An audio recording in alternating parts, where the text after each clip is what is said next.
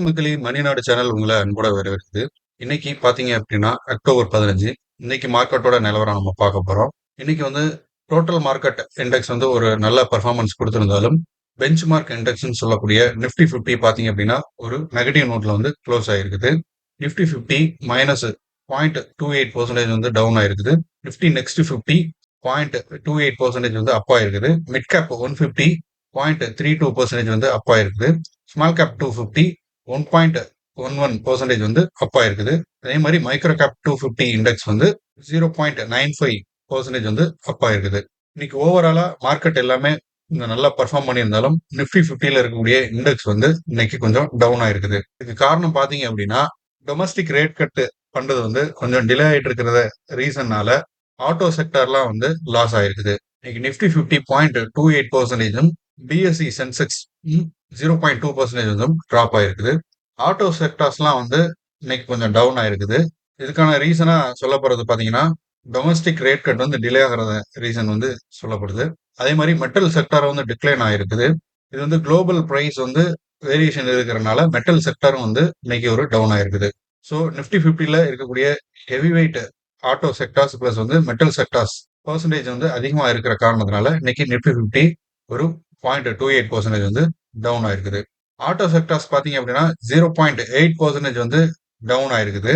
அதே மாதிரி மெட்டல் பாத்தீங்க அப்படின்னா 1.4% வந்து டவுன் ஆயிருக்குது. குளோபல் பிரைஸ் டிக்ளைன் மற்றும் அன்சர்டனிட்டி இருக்கிற காரணத்தினால மெட்டல் பிரைஸ் வந்து டவுன் ஆயிருக்குது. அதே மாதிரி ரிலையன்ஸ் இண்டஸ்ட்ரீஸோட Q2 ப்ராஃபிட் வந்து ரிப்போர்ட் வந்து நேற்று தான் வந்திருந்தது.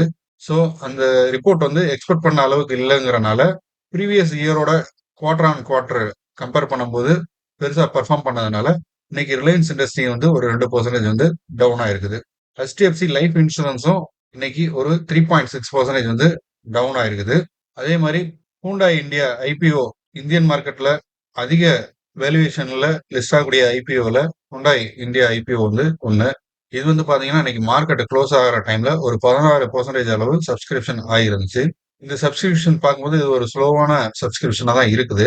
ஸோ ஹூண்டாய் இந்தியால அவ்வளவா பார்ட்டிசிபேட் பண்றதுக்கு மோஸ்ட்லி யாரும் விரும்பாத மாதிரி தான் தெரியுது. அடுத்தா பாத்தீங்கன்னா கருடா கன்ஸ்ட்ரக்ஷன் அண்ட் இன்ஜினியரிங் வந்து இன்னைக்கு வந்து ஒரு 12% வந்து அப்பா இருக்குது.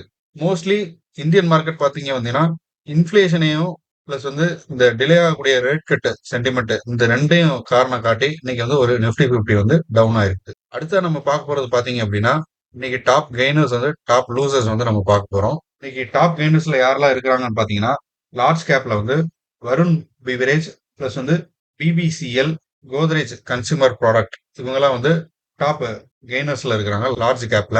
வருண் பிவரேஜ் பாத்தீங்க அப்படின்னா இன்னைக்கு ஒரு 3.28% வந்து அப்பா இருக்குது. 19 ரூபா 40 பைசா வந்து இன்னைக்கு அப்பா இருக்குது. அதே மாதிரி பாத்தீங்கன்னா BPCL Bharat petroleum corporation limited இது என்ன பாத்தீங்கன்னா லாஸ்ட் ஒரு 1 வீக் வந்து டவுனா இருந்தது.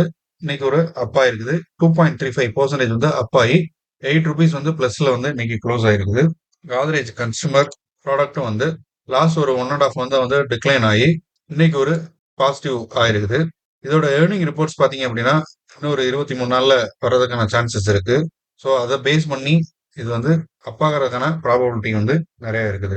அதே மாதிரி மிட் கேப்ல பாத்தீங்க அப்படின்னா HPCL இன்னைக்கு ஒரு நல்ல கெயின் ஆயிருக்குது. ஸ்மால் கேப்ல ஏஞ்சல் ஒன் புரோக்கரேஜ் பாத்தீங்க அப்படின்னா இன்னைக்கு ஒரு நல்ல ஒரு கெயின் கொடுத்துருக்குது. இதுக்கான காரணம் பாத்தீங்கன்னா நம்ம நேத்தே இதோட ஏர்னிங் ரிப்போர்ட் வந்து வந்திருந்தது. அதுல பாத்தீங்கன்னா ஒரு 38% அளவுக்கும் இவங்க ப்ராஃபிட் பண்ணியிருக்கிற ரீசனால இன்னைக்கு இந்த ஸ்டாக்குங்கிறது வந்து ஒரு 18.42% வந்து அப்பா இருக்குது. இது பாத்தீங்கன்னா நியர்லி ஒரு ₹500 வந்து இன்க்ரீஸ் ஆயிருக்குது. ஏஞ்சல் ஒன் புரோக்கரேஜோட பெர்ஃபார்மன்ஸ் வந்து அதிகமா இருக்கிற காரணத்தினால இன்னைக்கு இந்த ஸ்டாக் வந்து ஏறி இருக்கு. இந்த ஸ்டாக் மார்னிங்ல நம்ம ஃபோக்கஸ் பண்ணக்கூடிய லிஸ்ட் ஸ்டாக்ல வந்து இந்த ஸ்டாக் இருந்தது. நம்ம சொல்லியிருந்த மாதிரியே இந்த ஸ்டாக் வந்து இன்னைக்கு ஒரு நல்ல ஒரு கெயின் வந்து கொடுத்துருக்குது. அதே மாதிரி நம்ம கெய்னர்ஸ் பாக்குற மாதிரி லூசர்ஸும் பார்த்தோம் அப்படின்னா லார்ஜ் கேப்ல இன்னைக்கு HDFC லைஃப் இன்சூரன்ஸ் வந்து டவுன் ஆயிருக்குது. அது பாத்தீங்க அப்படின்னா ஒரு 3.56% வந்து டவுன் ஆகி -26.35 வந்து மைனஸ் ஆகி க்ளோசிங் பாத்தீங்கன்னா 714.25 அப்படிங்கிற ஒரு ரேஞ்சில் வந்து டவுன் ஆயிருக்குது. இதோட ஏர்னிங் ரிப்போர்ட்டும் வந்து எதிர்பார்த்த அளவுக்கு பர்ஃபார்மன்ஸ் பண்ணல அப்படிங்கிற ஒரு காரணத்தினால HDFC லைஃப் இன்சூரன்ஸ் வந்து இன்னைக்கு அடிச்சிருக்காங்க. அதே மாதிரி விப்ரோவையும் இன்னைக்கு வந்து அடிச்சிருக்கிறாங்க. விப்ரோ பாத்தீங்கன்னா இன்னைக்கு 3.02% வந்து இன்னைக்கு டவுன் ஆயிருக்கு. ஒரு 16 ரூபா ரேஞ்ச் வந்து மைனஸ் ஆயிருக்குது. இதோட கரண்ட் ட்ரேடிங் பிரைஸ் பாத்தீங்க அப்படின்னா 532.95 விலையில இருக்குது. இதோட ஏர்னிங் ரிப்போர்ட் வந்து இன்னும் 2 நாள்ல வர்றதுக்கான சான்சஸ் இருக்கு. இந்த ஏர்னிங் ரிப்போர்ட் வந்து அந்த அளவுக்கு எதிர்பார்த்த அளவுக்கு இருக்காதுங்கிற ஒரு எக்ஸ்பெக்டேஷன் இருக்கிறனால தான் இன்னைக்கு இந்த ஸ்டாக் வந்து அடிச்சிருக்கிறாங்க. ஆல்ரெடி பாத்தீங்க அப்படின்னா டிசிஎஸும் வந்து ஓரளவுக்கு ப்ராஃபிட் வந்து அவங்க கொடுத்திருந்தாலுமே டவுன் ஆகியிருந்தது. அந்த ஏர்னிங் ரிப்போர்ட் வந்து எக்ஸ்பெக்டேஷன் அளவுக்கு இல்ல, ஸ்லோவான growth-ஆ இருக்கிற காரணத்தினால அதை அடிச்சிருக்காங்க. சேம் அதே ரீசன் வந்து விப்ரோலையும் இம்பாக்ட் ஆகிறதுக்கான பாசிபிலிட்டிஸ் வந்து இருக்குது.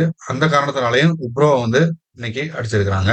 நம்ம முன்னாடியே சொன்ன மாதிரி இந்த மந்த்ங்கிறது ஏர்னிங் ரிப்போர்ட் வரக்கூடிய மந்த். ஸோ எல்லா ஸ்டாக்குமே இப்படிதான் சடனா வந்து டவுன் ஆகும், சடனா ரைஸ் ஆகும். ஸோ சடனா டவுன் ஆகும்போது டிப்ல நம்ம வாங்குறதா நம்மளோட ஸ்ட்ராட்டஜியா இருக்கணும். நல்ல வேல்யூவேஷனா இருக்கக்கூடிய இந்த மாதிரியான ஸ்டாக்ஸை வந்து டிப்ல வந்து நம்ம கன்சிடர் பண்ணி வைக்கிறது வந்து நமக்கு லாங் டேர்ம் இன்வெஸ்டரா வந்து நமக்கு ஒரு நல்ல சான்ஸ் வந்து கொடுக்கக்கூடியது. சம்டைம்ஸ் சில ஸ்டாக்ஸ்லாம் என்ன நடக்கும் அப்படின்னா ஒரு ஃபால்ஸான ஒரு எக்ஸ்பெக்டேஷன் ஏர்னிங் ரிப்போர்ட்டை வந்து ஸ்ப்ரெட் பண்ணி அந்த ஸ்டாக்கை அடிச்சு அதுக்கப்புறம் ரிப்போர்ட் வந்ததுக்கப்புறம் அந்த ஸ்டாக் வந்து நல்ல கெயின் ஆகிறதுக்கான பாசிபிலிட்டிஸ் இருக்குது. ஸோ அதனால கன்சிடர் பண்ணும்போது கொஞ்சம் கவனமாக கன்சிடர் பண்ணணும். ஒரு ஹியூஜான அமௌண்ட்டை போட்டு நம்ம வந்து ஏர்னிங் ரிப்போர்ட் வர்ற சமயத்தில் எந்த ஸ்டாக்குமே வந்து நம்ம கன்சிடர் பண்ணக்கூடாது. கொஞ்சம் வெயிட் பண்ணி பொறுமையாக தான் நம்ம பார்க்கணும். ஸோ இன்னும் ஃபர்தராக இன்னும் நிறைய கம்பெனியோட ஏர்னிங் ரிப்போர்ட்ஸ் வந்து வர வேண்டியது இருக்குது. இன்னைக்கு வந்து ஏர்னிங் ரிப்போர்ட்ஸ் வந்து நம்ம அடுத்த வீடியோவில் வந்து நம்ம பார்க்கலாம். ஸோ இந்த வீடியோ உங்களுக்கு பிடிச்சிருந்தா லைக் பண்ணுங்க. இது மாதிரியான ஸ்டாக் மார்க்கெட் ரிலேட்டடான நியூஸஸுக்கு அண்ட் இன்ஃபர்மேஷனுக்கு நம்ம சேனலை சப்ஸ்கிரைப் பண்ணுங்க. ஃப்ரெண்ட்ஸ் அண்ட் ஃபேமிலிக்கு வந்து ஷேர் பண்ணுங்க. தேங்க்யூ.